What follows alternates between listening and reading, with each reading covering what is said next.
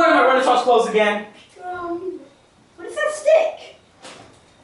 It's a stick. Let me rephrase that. Are you wearing my Renaissance clothes again? Maybe. Speak up, I can't hear you. Maybe. Okay. The last time I asked you, please ask for please. But what are you dressed up as? Because that looks, it's funny. I was looking at some videos online, and this series called Bible Characters and why they are so much cooler than you. Yeah, I like it. Yeah, one caught my eye. It was Moses. He's a cool guy. Yeah, I read about him just recently in the Bible. Yeah, he parted the Red Sea, killed all the firstborns. Well, that wasn't really... Yes, it was. Internet doesn't lie. So that wasn't actually Moses, that was actually God working through... You know what? You can't believe everything you read on the internet or see. How about I just tell you the story, okay? I'll just... Please, story time! Story time! Okay. I can act it out. Okay, you can act it out. Just don't help me, don't help me, don't help me, don't help me, don't... So, once upon a time, there was a magical fairy princess kingdom. She had an entourage of hungry gnomes to do her bidding. And the story has nothing to do with them. Now, a long, long time ago, in Egypt far, far away, there lived a great and powerful ruler named Pharaoh. Are you gonna play? You're acting, aren't you? I'm talking. I'm beginning to regret the story. Okay. So, there was a man named Pharaoh, and he was the ruler of his country, which was Egypt. His people were the Egyptians. And they had slaves that were the Israelites. Now, Pharaoh one day began counting the Israelites, and he realized that there were way too many of them. So he commanded his men, go forth and kill all the little boy babies under 2 years old. Because, you know, that's just the logical, smart thing to do. Are you stomping on the babies? So, Pharaoh's men went out, and they stomped on all the babies. Except for one, and his name was Moses. Now, Moses was saved because his mom was smart. She put him into a basket, and then shoved him down the river. Now, Moses is drifting down the river. And who should spot him but Pharaoh's daughter? And she's like, oh my gosh, like, who would throw away a perfectly good baby? I love babies. I'm going to keep him forever and toss him into the air and play with him. So Moses was raised as Egyptian royalty. Now, after he growing up as a noble, he discovered that he was actually an Israelite slave who survived this massacre. He also met his brother and sister, and after this, he began to see things in a different light. One day, he witnessed an Egyptian guard harassing an Israelite slave, beating him. And Moses got really mad and killed the Egyptian guard.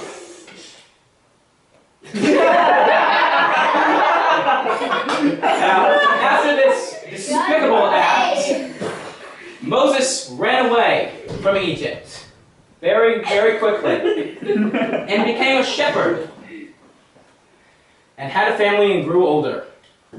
Not that old. Look, if that's how old you think he is, he's probably about this old, okay? You can go to about here so it'll make you feel better. Don't go any lower. So, now one day Moses is tending his sheep, and what should he see but a burning bush? This wasn't just any bush, this was God. And God said to Moses, Moses, I command you to return to Egypt and say to Pharaoh in these exact words, nothing more, nothing less, nothing ad-libbed, let my people go. And Moses listened to God, and then picked God up and put him away. Now, Moses returned to Egypt, and once he enters into the gate, who should he see but his older brother Aaron?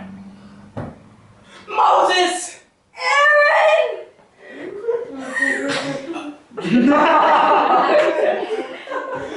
alive! And you killed a person, and you're alive, and what are you doing back in Egypt? I'm on a mission with God.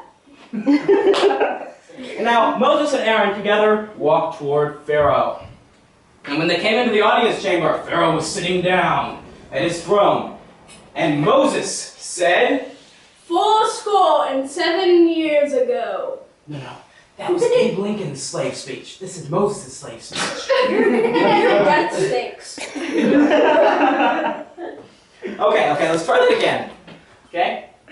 Moses walked up to Pharaoh, and he said, I have a dream! that was Joseph and Martin Luther King Jr. You're Moses. My breath is not that bad. I got brushed last week. Okay. Do it for real this time, okay? There are people watching.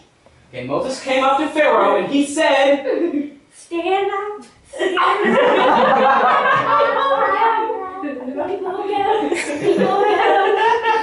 Okay, that one was the Bee Gees. Disco hasn't been invented yet. You are Moses, you're not the Bee Gees, okay? Moses said to Pharaoh, I'm sorry, I don't know. okay, let me do it, okay? Now, this is Pharaoh, and this is Moses, okay?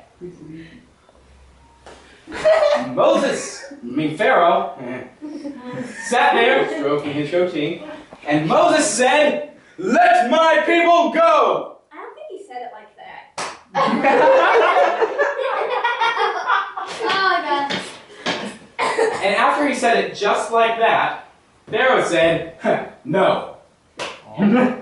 After all that, he said no. Now, after this, God began to work through Moses to attempt to change Pharaoh's mind. Now, the way that he did this were through miracles. These miracles were called the plagues. Now, these plagues were pretty amazing, actually. Moses would touch his staff to the Nile River, and God would turn it into blood. Oh my gosh, are you wearing my Harry Potter costume too? No. You are Moses. He was not a magician. He was not a wizard. He was not the boy who lived. Actually, he was the boy who lived.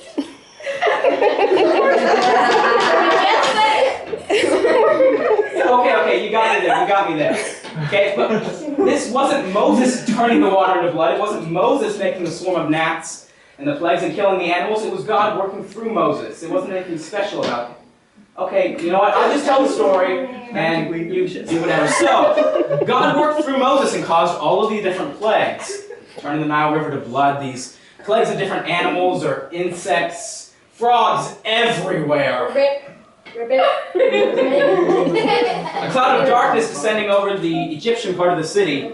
And finally, after all of this, every single time, Moses would go back to Pharaoh, and Moses would say, "Let my people go." And Pharaoh would say, "Are you dressed like Harry Potter?" But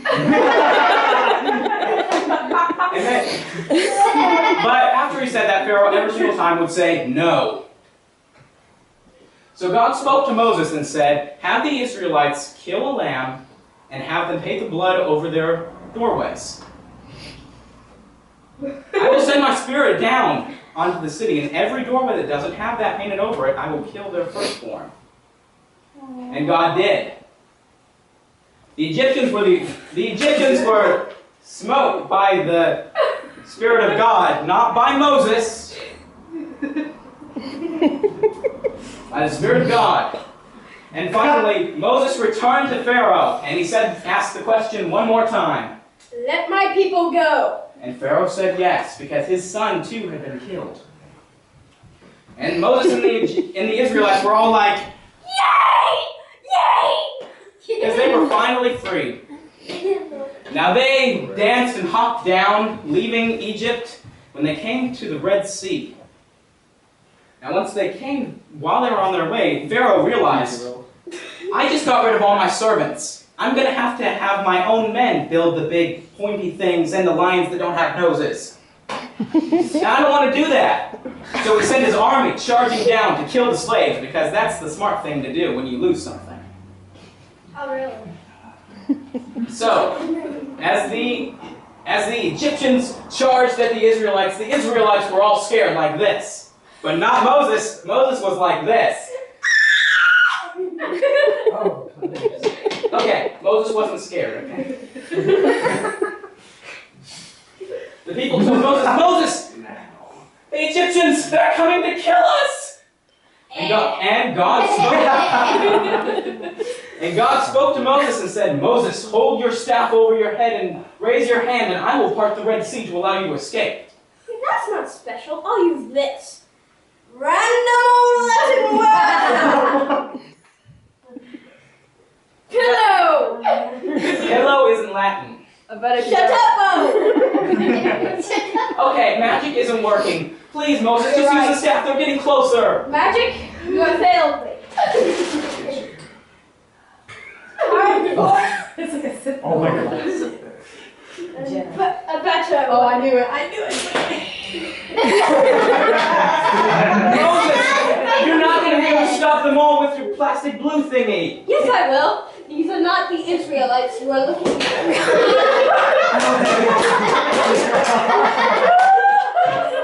Moses, it's not real. It's not going to work. Just use the staff. You're not going to be able to burn the Red Sea, Moses. You're right. This science wasn't made for water. I must go get something else. And he left me.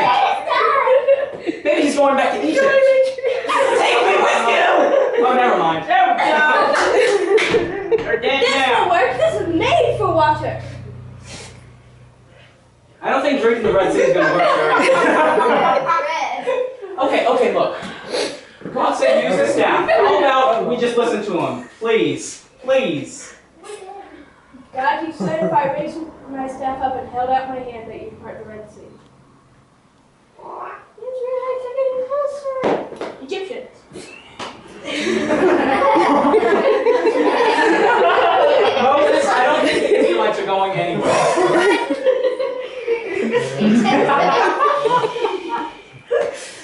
Seagulls are flying. Birds are flying. Egyptians are getting closer. Fish flying! Wow! I told you it would work. You made me try to drink the water. The lightsaber. You even made me try to use magic. How stupid is that? And so, sometimes we think that these Bible characters, it was so, God worked through them in such powerful ways, it must have been really special, but, they were just people too. And there was nothing special about Moses. He wasn't a magician, he wasn't a Jedi, he didn't have swim noodles. But God worked through him because Moses was willing to do what God told him to do. And that's something that we can do also. We can try our best of our own power and do some really silly stuff, but in the end didn't make a difference at all. When we could have just said, God, you're in control. I'll just do what you say. Thank you. Oh.